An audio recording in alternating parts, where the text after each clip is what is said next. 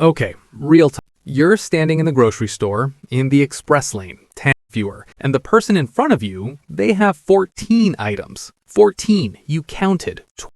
You're fine, right? You're totally fine. But something inside you starts bubbling.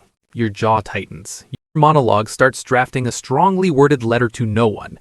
By the time you get to the car, you've somehow convinced yourself that this is a sign that people are getting worse, society's collapsing, and maybe you should just food and never speak to anyone again. Over 14 items. Here's what I want to ask you. What if your brain didn't just overreact? What if it was designed to overreact? What if there's a very specific, deeply ancient reason why your monkey brain treats a slow Wi-Fi connection like an oncoming predator? Because there is. And once you understand it, you're going to stop blaming yourself for being too sensitive and start actually doing something about it. Stick around, because the answer involves threat detection software that's about 300 million years old, a banana, and the reason you will never, ever enjoy a buffet lunch. Let's be honest about what's actually happening here. You wake up, stub your toe on the way to the bathroom, spill coffee on your shirt, hit every red light on the commute, and by 9 a.m. you're already mentally writing your resignation letter and plotting a move to a cabin in the woods. Sound familiar? That's your monkey. And he is unhinged. See, here's the thing. The monkey doesn't care about scale. He doesn't sit there and say, statistically, this is a minor inconvenience with zero long-term consequences. I shall remain calm. No, the monkey sees a problem and he screams. He grabs his banana and waves it at the threat. Every single time. A passive-aggressive email from a coworker? Threat.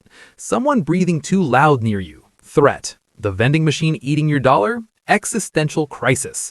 The monkey is not proportional. The monkey is, to put it scientifically, a drama queen. And the brutal part, the part that makes this so exhausting, is that most of us live our entire lives thinking this is just who we are. I'm just a stressed person. I just get anxious easily. I just have a short fuse. But that's not a personality type. That's a primate with a threat detection system that never got the memo that we no longer live in the jungle. You're not broken. Your software is just ancient, and it needs a serious update. All right, let's get into the science, and I promise this will not feel like a textbook. Deep in your brain, roughly behind your ears, there's this little almond-shaped structure called the amygdala, and this thing is your brain's security guard. Its entire job is to scan the world for danger and yell "code red" before your thinking brain even knows what happened. It's fast, dangerously fast. Neuroscientists call this the threat response, and it fires in about 80 milliseconds. That's before you've consciously processed what you're even looking at. Here's the monkey metaphor that blew my mind when I first heard it. Imagine your brain is a company. You've got a CEO, that's your prefrontal cortex, the thoughtful, rational, long-term thinker. Great guy, makes good decisions. But the CEO has a junior intern sitting right outside the building with a panic button. And that intern is the amygdala. The CEO hasn't even read the memo yet, and the intern already slammed the button and locked down the whole building because someone's coffee mug looked vaguely threatening. That's your nervous system. That's Tuesday. Now here's the wild part, and this is the thing that changes how you see everything. The amygdala cannot tell the difference between a physical threat and a social or emotional threat. To your monkey brain, being embarrassed in a meeting produces the same neurochemical cocktail as being chased by a predator. Your body floods with cortisol and adrenaline. Your heart rate jumps, your muscles tighten, your digestion shuts down. All because Deborah from accounting questioned your spreadsheet formula in front of everyone. Your body launched the full survival response for a spreadsheet.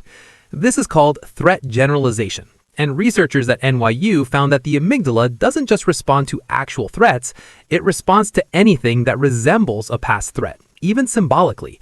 So if you had an unpredictable, critical parent growing up, your amygdala learned to treat criticism from anyone, anywhere, as a survival issue. The pattern got baked in. And now, every time your boss uses a period instead of an exclamation mark in a text, your monkey reads that as "danger detected, initiate full panic," all based on a learned association from decades ago. You're not overreacting, you're running outdated code. Here's where it gets really interesting and a little uncomfortable, so buckle up. When your brain is constantly treating small things as big threats, there's a hidden cost that nobody talks about. It's not just that you feel stressed in the moment, it's that your monkey starts hoarding. See, every time the threat response fires, your brain makes a note. This thing is dangerous, remember this. And over time, your monkey builds up a whole collection of mental bananas, things he's saving from past threats, unresolved grievances, low-level resentments, old embarrassments. He's not eating them, he's just stockpiling. And that pile gets heavy. Psychologists call this threat accumulation, and it explains something very specific: why you can handle 100 small annoyances throughout the day and then absolutely lose it when your partner leaves a cabinet door open. It wasn't the cabinet. It was the 100 things that came before it. Your monkey dropped all the bananas at once. The cabinet just happened to be standing there. But here's the deeper paradox, and this is the insight that I want you to sit with. The more your brain practices treating small things as threats, the better it gets at it. Your neural pathways literally thicken with use. It's called Hebbian learning. Neurons that fire together, wire together. Every time you catastrophize a minor inconvenience, you're giving your monkey a little gym session. You're training him to be more reactive, faster, louder. You are, without realizing it, building yourself a more anxious brain. The very thing you hate doing is a habit your brain has gotten really, really good at. And habits, unfortunately, don't care about your feelings. Okay, this is the part you actually came here for. And I'm going to be specific. No just breathe nonsense. Real tools. Here we go. 1. Name the threat, shrink the threat. There's a technique neuroscientists call affect labeling, and it sounds stupidly simple, but it literally changes brain activity. When you feel the stress response firing, you say out loud, or in your head, "My amygdala thinks this is a threat." It is not. Studies from UCLA showed that simply labeling an emotional state reduces amygdala activity measurably. Why? Because the act of labeling kicks your prefrontal cortex, the CEO, back online.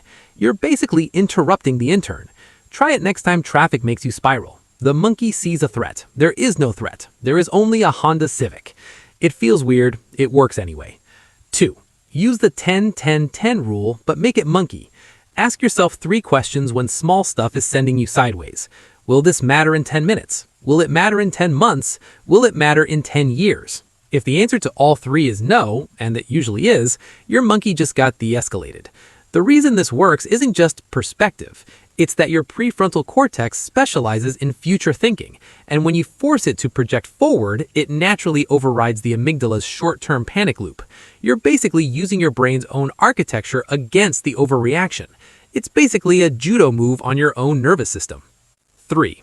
Build a threat budget for the day. This one's unconventional, but stick with me. Every morning, decide in advance your monkey gets to freak out about one thing today. Just one. You're not suppressing emotions, you're setting a limit. What this does psychologically is give your brain a framework for triage. Suddenly, you're evaluating threats before reacting to them, asking, is this the one?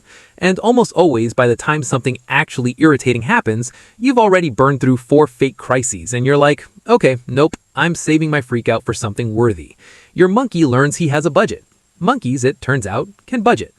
4. Do the predator check. When your stress response fires over something small, literally ask your body, is something trying to eat me right now? This sounds ridiculous, that's the point, because what you're actually doing is engaging your sense of humor, and humor is one of the fastest known pathways to deactivating the threat response. It requires cognitive reappraisal, which is a fancy way of saying looking at the situation differently. The predator check forces you to zoom out to the absurdity of the moment. Your Wi-Fi isn't hunting you, your monkey just thinks it is. 5. Schedule your worry. Seriously. Psychologist Thomas Borkowef found that people who practice scheduled worry, setting aside a specific 15-minute window each day to worry deliberately, reduce their intrusive anxious thoughts by a significant margin compared to people who just try to suppress worry. The trick, when a small thing hijacks your brain during the day, you literally say, I'll deal with you at 6 p.m. You write it down, you postpone it. And most of the time, by 6 p.m., the monkey has completely forgotten what he was upset about. He's moved on to a new banana. The worry dissolves on its own. What you thought needed immediate attention needed nothing but time. 6. Feed the monkey something real. This last one is the big one. Your monkey freaks out over small things partly because it's starved of genuine engagement. When your nervous system isn't getting real challenges, real meaning, real connection, real physical exertion, it starts manufacturing emergencies out of nothing. This is why genuinely busy, purposeful people tend to sweat the small stuff less. Their monkey has real bananas to deal with. So if you notice you're constantly reactive over nothing, ask yourself, am I actually engaged with something that matters to me? Because sometimes the solution to catastrophizing small things is not managing your reactions. It's building a life that gives the monkey something worthy of his energy. Here's what changes when you start doing this consistently. And I want to be honest, it's not instant. Your monkey didn't get dramatic overnight, and he won't calm down overnight either. But within a few weeks of practicing even 2 or 3 of these techniques, something really specific starts to happen. The gap grows. The gap between something happening and your reaction to it. That gap is the whole game. Right now, for a lot of us, that gap is basically 0. Stimulus hits, monkey screams, reaction fires. But with practice, it stretches. And inside that gap, that's where you actually live your life. Neuroscience backs this up. Studies on mindfulness and cognitive behavioral therapy both show measurable structural changes in the amygdala over time. It actually shrinks with consistent practice, not metaphorically, literally. Harvard researchers found that people who practice stress regulation regularly had a smaller, less reactive amygdala after just 8 weeks. You can physically reshape your threat detection system. The monkey doesn't have to run the show forever. And here's the thing I want you to take away from this video. The really important part. When you stop treating every small inconvenience as a 5-alarm fire, you don't just feel calmer. You start saving your energy for things that actually deserve it.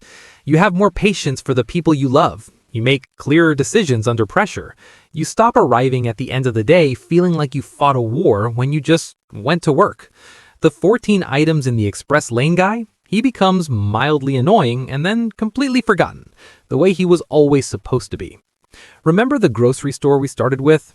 Yeah, that version of you, the one drafting manifestos over a violated express lane, that's just the monkey with no regulation. But you now know what's happening, why it's happening, and what to do about it. You've got the tools. You just have to actually use them, which honestly is the hardest part.